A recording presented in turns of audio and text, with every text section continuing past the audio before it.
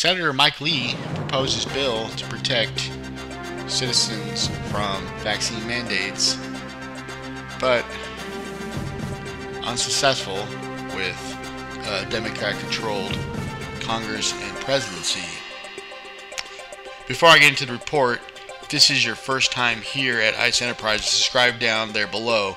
Just hit that notification because you don't want to miss any of the new reports.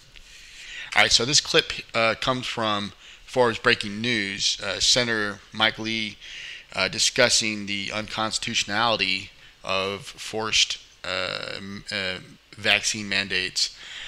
Discusses how the presidency is not designed to be acting like Congress.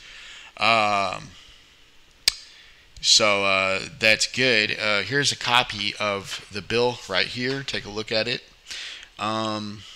That's good for us because we got it downloaded, and it's going to be a template for ICE Enterprises because we are now currently drafting a bill to protect workers from mandatory vaccines. We're going to try to get it pushed to the states. And lastly, check this out. This is a headline from an article saying we will defend this all the way to the gates of hell. It's from the Republican governors. So that's nice to know. We got there's a little glimmer of hope in all this. Check out this clip. I want to be very clear.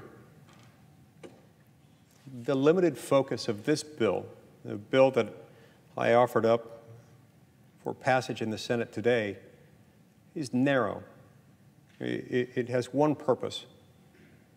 That for those Americans who have a medical concern and who had been advised by their doctor based on some condition associated with their health that they should not get it, they shouldn't have to choose between getting vaccinated and losing their job.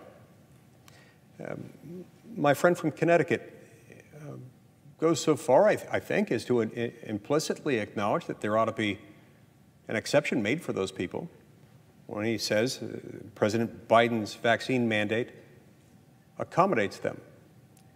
Well, there's a problem with that. President Biden hasn't issued anything. He has suggested, along with members of his administration, that there might be some accommodation for them.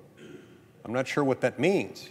Neither is corporate America. A lot of corporate America, acting on the advice of legal counsel and human resources departments, tends to be adopting rules already.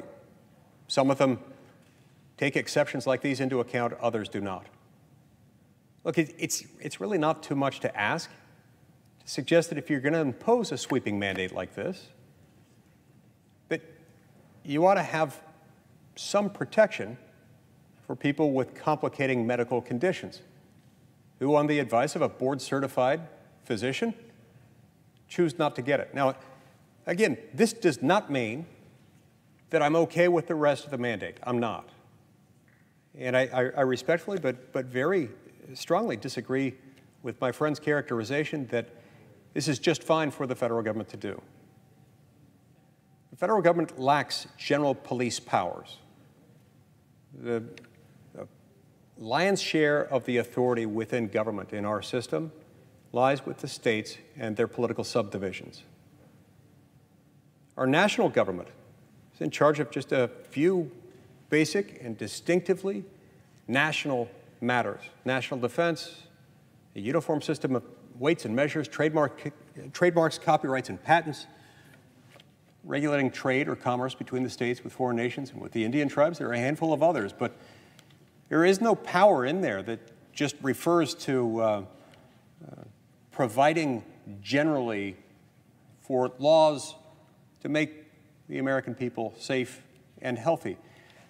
Those powers exist in America. They just aren't vested in this government.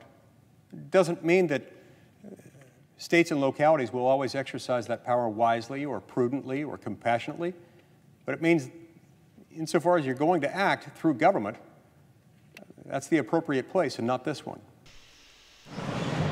So there you go. Senator Mike Lee doing his part. From ICE Enterprises, I'm ICE. Have a great night. Before you go, check out these videos here on my new series called States versus Feds. I just got kicked off. One of them just got banned from YouTube, but you can for surely find them on either Rumble or BitChute. Appreciate you.